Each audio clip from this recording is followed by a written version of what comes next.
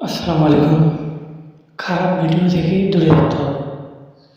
মূল কথা, খারাপ ভিডিওর দিকে যাওয়াই যাবে না।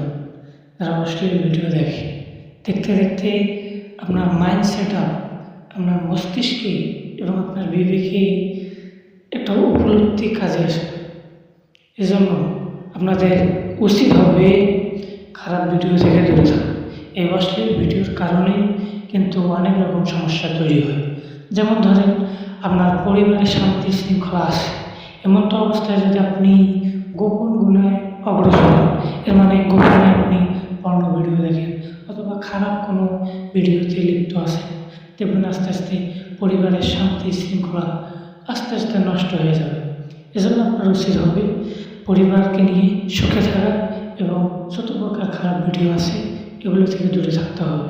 বিশেষ করে যারা যুবক বয়সে এই সমস্যাটা বেশি তৈরি হয়, এদের নানা রকম শয়তানের প্রলোভন দেখি এরা খারাপ ভিডিওর মধ্যে লিপ্ত হয়ে যায়। এই খারাপ ভিডিও এমন একটা বাজে অভ্যাস, যদি একবার আপনার হয়ে যায়, এই অভ্যাসে যদি একবার কেউ লিপ্ত হয়ে যায়, তার জীবন মনে করেন বরবাদ।